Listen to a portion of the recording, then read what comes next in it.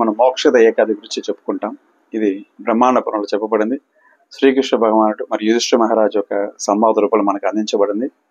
యుధిష్ఠిర మహారాజు అడుగుతారు, మోక్షద ఏకాదశి అంటే ఏమి, దాన్ని ఎలా పాటించాలో, దాన్ని పాటించాలో వచ్చే ఫలితం ఏమని అడిగితే, ఈ శుక్లపక్షంలో వచ్చే ఏకాదశి పేరు మోక్షద ఏకాదశి. ఈ ఏకాదశిని పాటించే వారికి ఎవరైతే వాళ్ళ పితృదేవతలు ఉన్నారో వాళ్ళు నరకాదులు ఉన్నప్పటికీ కూడా వాళ్ళు ఆ నరక నుంచి తప్పించబడి వైకు మోక్షం కలుగుతుంది అన్నట్టుగా ఈ ఏకాదశి మహత్యం చెప్పబడింది. అలాగే ఈ ఏకాదశిగా ఈ మహత్యం కథకు వచ్చినట్లయితే, ఈ యొక్క షణ్పక నగరం ఒక నగరం. షణ్పక నగరంలో ఈ యొక్క వైఖానసిక రాజు అని ఒక రాజు ఉంటారు అనమాట. చాలా చక్కని రాజు, మంచి వైష్ణవుడు, ఎంచక్క భగవన్నామని చెప్పుకుంటూ తిలకం ధరించి ఒక ఋషిలాగా తన రాజ్య పరిపాలన చేసేవాడు. తన రాజ్యంలో ఉండే ప్రజల్ని జంతు జాలతో సహా కూడా చాలా చక్కగా పరిపాలించేవాడు అనమాట. అటువంటి రాజు ఒకరోజు నిద్రిస్తూ ఉంటే కలలో వాళ్ళ తండ్రి నరకంలో బాధపడినట్టుగా ఒక కళ వస్తుంది అనమాట. ఆ కళ చూసి దిగ్భ్రాంతి చెంది ఆయన లేచి ఆ కళగన్న తర్వాత చాలా బాధపడతాడు. తను ఒక సభలో తన రాజ్యంలో ఉండే ఒక బ్రాహ్మణుల్ని ఉన్నతులను రమ్మనేసి, ఇంకా ఏదైనా మంత్రి ఇంత ఆలోచిస్తూ అందరూ కూడా మంత్రి వారితో అందరితో ఆలోచించి ఈ బ్రాహ్మణులతో కలిసి, ఇలాగ నాకు ఈ యొక్క స్వప్నం వచ్చింది, ఈ స్వప్నంలో నా తండ్రి ఇలా నరకంలో ఉన్నాడు, ఆ నరకం నుంచి విడవాలంటే నేనేం చేయాలని వాళ్ళందరూ ప్రార్థించడం జరుగుతుందన్నమాట. ఆ ప్రార్థనలో భాగంగా ఈ యొక్క అందరూ బ్రాహ్మణులంతా కలిసి ఒక ఆలోచన చెప్తారు. అంటే మన నగరంలో కొండ మీద ఒక పర్వతముని ఆశ్రమం ఉంది. ఆ పర్వతముని ఆశ్రమంలో ఆయన త్రిలోకాలు తెలిసిన ఆయన కాబట్టి, నీ తండ్రి గారు ఎందుకు ఆ నరకంలో బాధపడుతున్నారు అనే విషయాన్ని కూడా ఆయన ఖచ్చితంగా చెప్పగలరు, దాని పరిష్కారం కూడా ఆయన చక్కగా సూచించగలరు, కనుక మనం అతన్ని సంప్రదిస్తే మేలు అటనేసి వీళ్ళు ఆలోచన చెప్పడం జరుగుతుంది.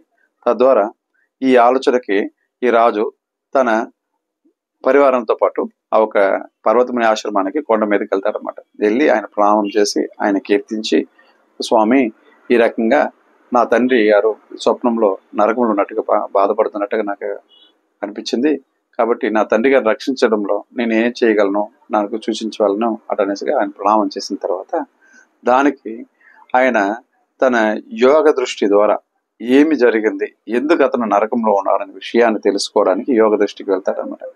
ఆ యోగ దృష్టి చూసినప్పుడు అతని తండ్రి ఒక చిన్న అపరాధం చేస్తుంటాడు. ఏం అపరాధం అంటే, తన భార్య ఆమె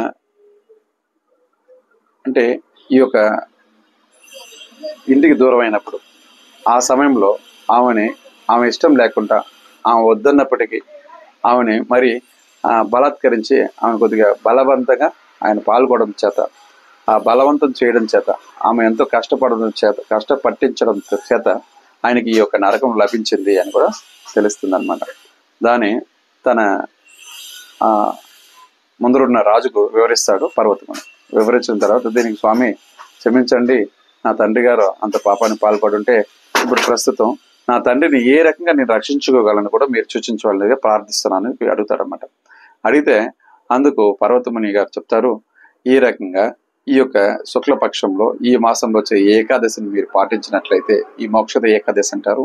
ఆ ఏకాదశిని ఉదయం పూట బ్రహ్మముహూర్తం నిద్రలేసి తన స్థాన కృత్యమాలు చేసుకుని, దాని తర్వాత ఈ యొక్క భగవద్ ఆరాధన చేసుకుంటూ మందిరాలకు వెళ్తూ, ఇలా దామోదరుని మంచి అందమైన రంగురంగు పుష్పాలతో, వాసన కలిగిన పుష్పాలతో, ఇంకా మంచి రకరకాల ఒక పండ్లు పలహారాలతో కూడా భగవంతుని దామోదరుడికి నైవేద్యం పెట్టి ఆ ఒక ప్రసాదాన్ని చక్కగా మనం ఏకాదశి రోజు ఏం తినవాలో నవధాన్యాలు కాకుండా మిగతా ఏదైతే ఉంటుందో దాన్ని స్వీకరించి కూడా ఈ ఏకాదశిని పాటించినట్లయితే, ఈ ఏకాదశి పాటించిన తర్వాత సద్బ్రాహ్మణ ద్వాదశి రోజు కూడా ఆహ్వానించి వాళ్ళకి సత్కారం ఆచరించి అతనికి కావాల్సిన బ్రాహ్మణులకు కావాల్సింది సమకూర్చి అతనికి భోజనాది ఇత్యాది కార్యక్రమం నెరవేర్చి కూడా అతను ఆశీస్సులు తీసుకుంటే ఏకాదశి యొక్క ఫలితాన్ని ద్వాదశి రోజు కూడా తన తండ్రికి దారపోసినట్లయితే ఆ ఒక ఫలితం ద్వారా అతను ఆ ఒక నరకం నుంచి బయటపడే అవకాశం ఉందని కూడా పర్వతమని సూచించడం జరుగుతుందన్నమాట.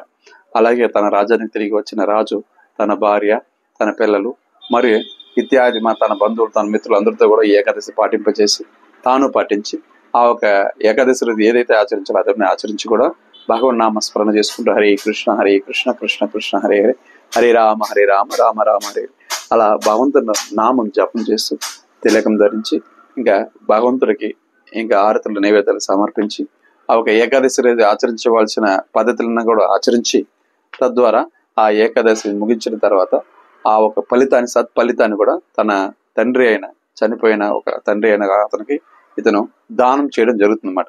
కాబట్టి ఆ దానం తర్వాత కూడా తన తండ్రి ఆ ఒక నరకం నుంచి కూడా విడువడతారని కూడా ఏకాదశి మహత్యంలో శ్రీకృష్ణ భగవానుడు యుధిష్ఠిర మహారాజు చెప్పడం జరుగుతుంది.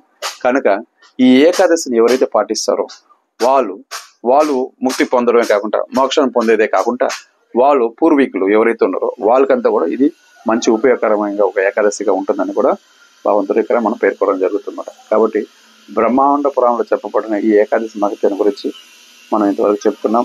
కాబట్టి ప్రతి ఒక్కరు కూడా ఏకాదశిని తప్పనిసరి పాటించండి. మనిషి అన్న వాళ్ళు ఖచ్చితంగా చాలా మంది అడుగుతుంటారు అనమాట, ఏకాదశి పాటించంటే మాకు చాలా ప్రాబ్లమ్స్ ఉంది, మాకు కొద్దిగా జబ్బు ఉంది, మేము మాత్రలు వేసుకోవాలా, ఏం చేయాలా, నేను ఏకాదశి ఉండలేను, నాకు ఆకలి నేను తట్టుకోలేనంటే అంటే మన ఆకలి తట్టుకునే శక్తిని కూడా ఈ యొక్క జపమాలతో జపం చేస్తే మనకి ఆకలి తట్టుకునే శక్తి, ఏకాదశిని పాటించే శక్తి వస్తుంది అనమాట. ఎవరైతే జపం చేయగలరో వాళ్ళు ఖచ్చితంగా ఏకాదశి తట్టుకునేంత శక్తి వాళ్ళకు ఉంటుంది అనమాట. కాబట్టి ఖచ్చితంగా ఈ యొక్క మహామంత్ర జపం అనేది ఖచ్చితంగా చేయాలి. చేసినట్లయితే ఈ ఏకాదశిని పాటించి ఎదుటి వాళ్ళ దగ్గర పాటింపజేసేంత శక్తి కూడా మనకు వస్తుంది అనమాట. కనుక మహామంత్ర జపము, ఏకాదశి పాలన, గోసేవ, ఇంకా బ్రాహ్మణుల యొక్క ఆశీర్వాదం, గురువు ఒక కృప, భగవంతుడి యొక్క అనుగ్రహం మనకు ఉన్నట్లయితే ఖచ్చితంగా మనం ఈ యొక్క మోక్షాన్ని చేరుకోవచ్చు. హరే కృష్ణ.